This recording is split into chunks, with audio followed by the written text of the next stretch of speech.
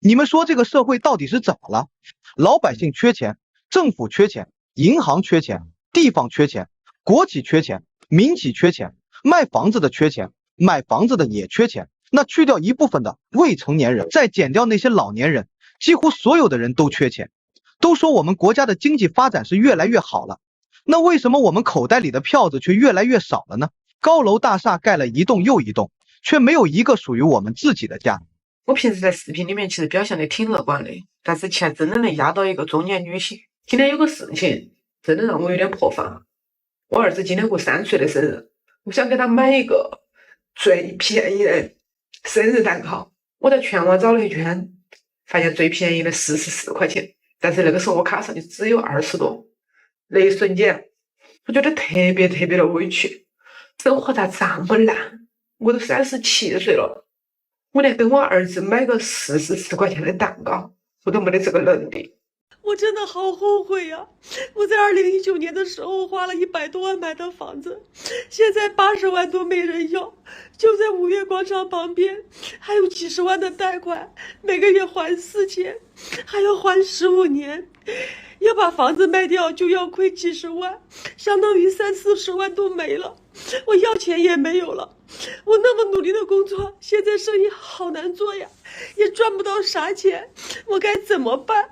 随着经济陷入低迷，中国家庭资产正在迅速贬值。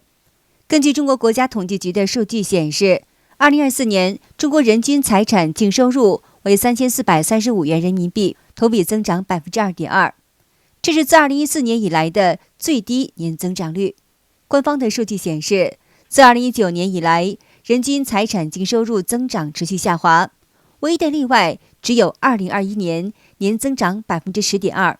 在深圳，最惨的一批人已经出现了。告诉大家一个可怕的现象，如今好多人都还不起房贷了，有的房子卖了还不够还银行贷款呢。市场再这样下去的话，好多人都要出问题。现在的工资就只有这么多，搞生意的又赚不到钱，收入降低了，再遇到房价下跌，那真的是越冷越吹风啊！卖也不是，不卖也不是，卖又亏得吐血，不卖呢又还不起房贷，陷入这种死局的人一定是最惨的。更可怕的是无论你再怎么降价，都没有人问你，根本卖不掉啊！1分钱难倒英雄汉。昨天晚上和几个要好的朋友在外面小聚了一下，聊得最多的就是大家目前的生活工作状态。其中有2个朋友就吐槽，现在每个月的房贷、车贷、信用卡加起来要周转的钱就需要7000多块钱，还没有算日常的开销。他现在一个月工资4000块钱，家庭的收入大概是1万块钱。就他们这种收入，在玉林工资其实不算低的，但是他说有时候真的就是压得喘不过气来。这可不是消费降级啊，这个是什么情况？他就是突然间一下子就没人了。今年大家讨论最多的一句话就是店里没人。在当下的消费大环境下，大家做的最多的是什么呢？4个字：节衣缩食。所以我们服装行业首先受到冲击，大家突然不买衣服了。服装行业2024年进入有史以来最难的一年，无论是传统的线下实体店铺，还是线上网店直播带货，服装销量都出现了大幅下滑，各项数据令人堪忧。老公又被降薪了，同年降薪2次，今天老公的心情还是很沉重，一个人在没有灯光的阳台静静的发呆，躲过裁员，躲不过降薪。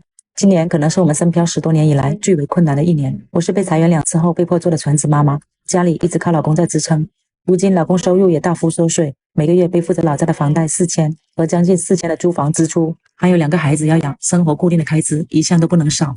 我深知他的压力很大，原本老大这几天兴趣班就要续费的了，但我再三考虑后决定暂停。每年2到3万的兴趣班支出，我要省下来给老二上幼儿园。有些饭店我一进去就知道他马上要倒闭了，现在每天跟2到3个饭店的老板进行聊天啊，他们说自己的饭店都挺不过1年了。现在没有出正月15啊，每天求我帮忙对店的饭店老板啊，至少是10个以上，有空队的，有带队费的，还有要求把所有的东西送给下一个接任者，只要把1个月的租金给他就行了。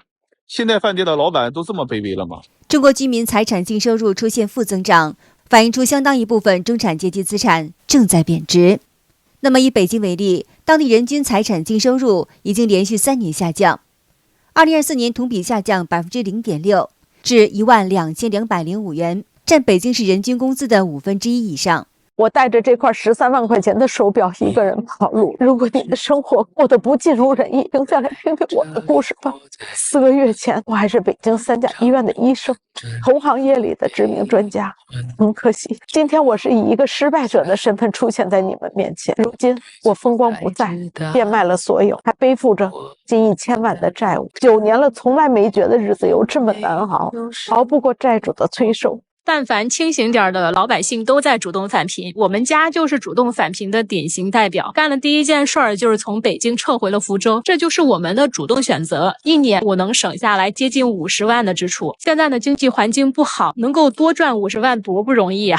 但是如果我们选择另外一种生活方式，是可以让自己更好的保住50万。因为回到了福州，我们其他的支出也在变化，比如说孩子教育的选择。以前我是很坚定的想选私立学校，现在我觉得公立的学校真的很香。作为北京人，我告诉你北京人真实的经济状况是怎么样的。就用我身边的朋友、亲戚和同学来打比方，家庭存款在50万以上的真的是少部分，相当一部分人是没有存款，还有一部分人是欠款的存在。所以说，一定要尊重自己赚的每一分钱，同时不要相信互联网上人人豪车名表的假象。一个普通家庭负债几十万，不仅仅是经济上的压力，更是对整个家庭的生活质量、心理健康、社交关系以及未来发展全方面的冲击。今天下去在院子晒被子的时候，遇到了我一个甘肃老乡，我们俩见面还没有寒暄2句呢，他就很难为情的给我说想找我借1万块钱。要知道在以前她老公的收入可是我们人人都羡慕的对象呀。2000年房价最高的时候，他们也是花了200多万在北京买了房子，当时的贷款也要170、80万呢。家里面也是儿女双全，生活过得是真的非常幸福美满，让人看了以后就非常的羡慕他们一家。结果她今天支支吾吾的说她老公已经失业了，当初买的这个房子房价不但掉了1半了，而且现在也面临着要断供了，所以他们2个每天都会为了钱吵架。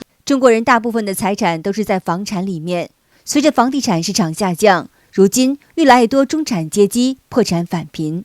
朋友们，千万不要偷空家底买房，否则你的下场跟我一样，40万首付亏没了，9年的房贷白还，蒸发的这100万是我们2夫妻做养生16年，起早摸黑，连万家灯火团圆的中秋节都没有放假，全年无休换来的血汗钱。9年前买了房，负债累累；9年后卖房，血本无归。增城房价再这么跌下去啊，真的很多家庭都要崩溃了。目前至少有1/4的家庭事实上已经破产了，他们的负债已经远超手里的那点可怜的资产，就是因为过去几年在增城高位买了房子。不知道大家有没有观察到啊，现在有一个很可怕的事实正在发生，增城的法拍房越来越多了，有几十年的老房子，也有几百万的豪宅，他们的工作出现了问题，生意出现了变化，现在已经还不起贷款了。我们的楼市的周期跟美国有关系吗？我们的楼市之前怎么快速狂飙起来的？请问是美国让你炒的吗？这不是我们自己人搞的呀？好吧，什么事还都赖到别人头上去？美国要把你的这个楼市泡沫给打爆是吧？你楼市难道没有泡沫吗？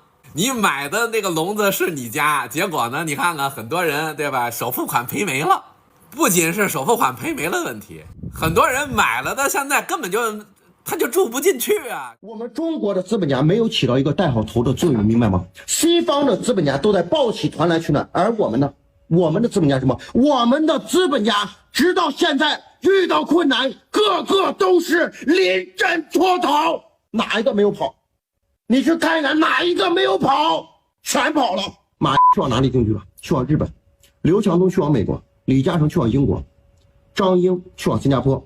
呼吸机大王也放弃了中国的国籍，也去往新加坡。为什么这些人都去往国外去生活？中产破产返贫的比比皆是，有钱的富人们都在加速逃离中国，只剩下那些底层民众还在艰难求生存。